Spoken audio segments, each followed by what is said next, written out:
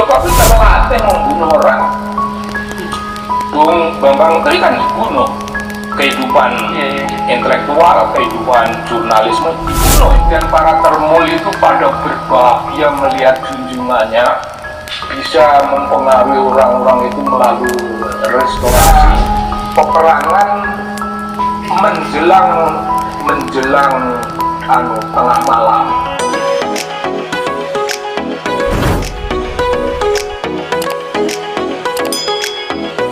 Tradisi intelektual itu akan dilakukan sesudah ini. Tapi yang di luar dugaan Jokowi, segala sesuatu dihadapi dengan ringan. Yang mengancam dianggaplah itu pelecehan, dianggaplah pencemaran nama baik, lalu dilaporkan polisi. Jokowi terlatih membunuh orang. Bung Bambang Tri kan dibunuh. Kehidupan intelektual, kehidupan jurnalisme dibunuh itu, dimatikan dengan cara menghukum. Orang-orang ini akan dilakukan cara itu. Dan para termul itu pada berbahagia melihat junjungannya bisa mempengaruhi orang-orang itu melalui restorasi. Itu hanya menjadi mainan yang menyenangkan Jokowi, tapi tidak akan menyenangkan untuk banyak orang, tidak akan menyenangkan untuk waktu lama. Seperti Patine Gusti Allah dalam ketoprak. Ini lakon Patine Jokowi. Secara politik, perang kembang itu perang permulaan. Sesudah suatu sidang istimewa di suatu keraton, nanti ada tamu yang mengancam, tapi itu menimbulkan konflik, perang di situ. Perang kembang itu ya belum ada pemenang. Belum ada pemenang, tapi sudah ada gambaran secara politik di dunia wayang, secara moralistik di dunia wayang. Ini nanti yang bakal menang, sana itu yang bakal kalah. Yang dolim-dolim, bahwa dunia sabrang, orang sabrang itu yang bakal kalah.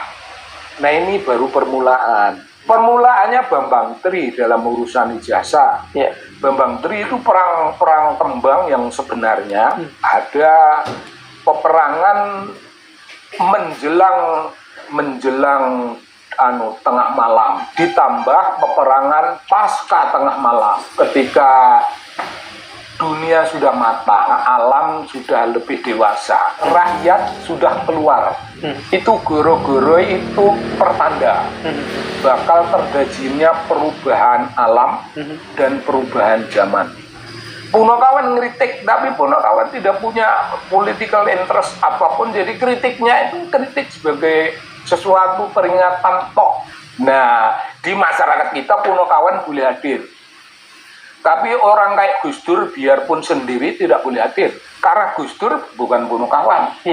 Gus Dur tokoh yang mengerikan, sendirian, tapi di belakangnya ada barisan jutaan kaum nahdien. Sedangkan tokoh yang sorangan, yang sendiri, yang di belakang tidak ada apa-apa, itu pun banyak yang dibunuh. Termasuk dalam zamannya Jokowi. Rizal Ramli itu kemana? Faisal Basri. Faisal Basri itu omongannya sangat mendasar tentang Bush, tentang apa segala rupa. Wah, mereka tidak disukai sama sekali. Mereka ya meninggal begitu dadaan itu. Tapi intisarinya ketika mereka hidup pun mereka tidak boleh hidup. Tidak boleh berpikir. Apalagi dengan data, ngomong tentang kereta cepat dengan data, mendasar dengan analisis.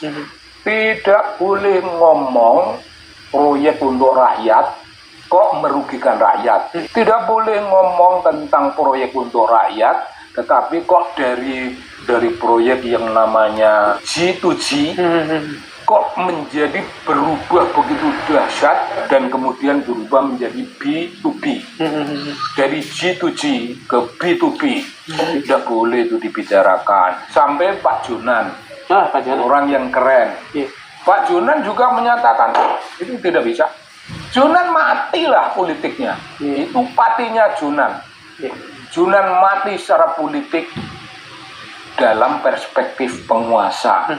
Tapi Jonan hidup sepanjang masa dalam perspektif politik kerakyatan. Kerakyatan lebih keren daripada publik. Nasib Bambang Tri dan Jonan jadi bukti Peneliti LIPI beberkan taktik maut Jokowi lumpuhkan rival. Siapa target berikutnya? Demokrasi ID. Peneliti senior LIPI Muhammad Sobari melontarkan kritik pedas terhadap gaya kepemimpinan Presiden ke-7 Joko Widodo Jokowi. Ia menyoroti pola pembungkaman terhadap suara-suara kritis yang dinilainya kerap diselesaikan melalui jalur jeruji besi. Secara belak-belakan, Sobari menyebut Jokowi sebagai sosok yang terlatih membunuh orang. Namun, terminologi membunuh yang ia maksud bukan dalam konteks fisik, melainkan upaya mematikan karakter, karir, hingga daya intelektual seseorang yang berani berseberangan dengan penguasa. Pernyataan keras ini disampaikan Sobari saat hadir dalam podcast Madilog di kanal YouTube Forum Keadilan TV. Salah satu poin yang ia garis bawahi adalah nasib Bambang Trimulyono, penulis buku Jokowi Undercover, yang harus berhadapan dengan hukum setelah mempersoalkan ijazah sang presiden. Jokowi terlatih membunuh orang. Bung Bambang Tri kan dibunuh. Kehidupan intelektual, kehidupan jurnalisme dibunuh itu. Dimatikan dengan cara menghukum, tegas Sobari dikutip Jumat 15 Mei 2024. Senjata pencemaran nama baik. Sobari menilai saat pemerintahan Jokowi ada kecenderungan di mana instrumen hukum digunakan sebagai alat pelindung citra presiden. Menurutnya, segala bentuk kritik yang dianggap mengancam reputasi penguasa akan dengan mudah ditarik ke ranah kepolisian dengan dalih pencemaran nama baik.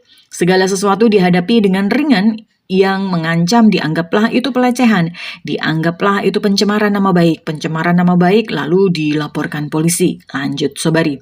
Kritik dari peneliti senior ini menambah daftar panjang diskusi publik mengenai batasan antara penegakan hukum dan perlindungan terhadap kebebasan berpendapat di era pemerintahan saat itu.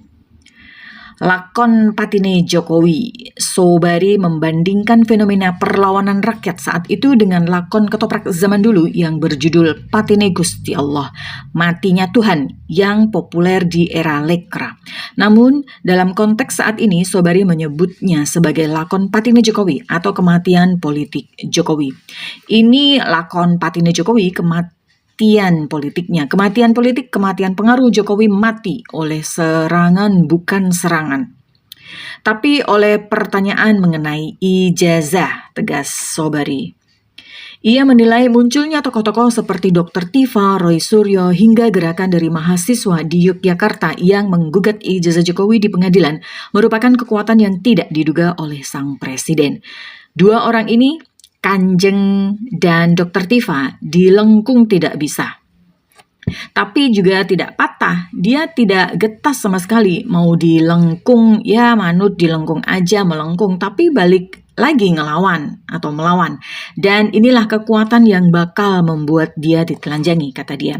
Matinya tokoh-tokoh kritis. Selain Bambang Tri, Sobari juga menyinggung nasib para tokoh intelektual dan praktisi yang berseberangan secara data dan analisis dengan pemerintah, seperti almarhum Rizal Ramli dan Faisal Basri, hingga Ignatius Jonan yang mati secara jabatan. Ia mencontohkan bagaimana Jonan yang dikenal berintegritas harus tersingkir karena memberikan pertimbangan rasional terkait proyek kereta cepat yang dianggap merugikan rakyat. Jonan matilah politiknya, itu patinya Jonan. Jonan mati secara politik dalam perspektif penguasa, tapi Jonan hidup sepanjang masa dalam perspektif politik kerakyatan, kata Sobari. Bagi Sobari, kondisi pemerintahan Jokowi saat itu sudah berada pada tahap telanjang bulat, di mana pencitraan kesederhanaan tidak lagi mampu menutupi kebohongan politik. Sudah tidak ada penutup apapun, tidak punya apa-apa lagi yang bisa menyembunyikan kebohongannya, yang bisa menyembunyikan pura-puranya, yang bisa menyembunyikan psikolog politiknya Jokowi, pungkasnya. Oke, itu tadi ya. Tulisan artikel dari Demokrasi ID yang memuat mengenai politik Jokowi yang sudah mulai mati secara perlahan-lahan gitu ya. Munculnya tokoh-tokoh seperti Dr. Tifa dan Roy Suryo itu juga menjadi salah satu faktor penentu kematian Joko Widodo.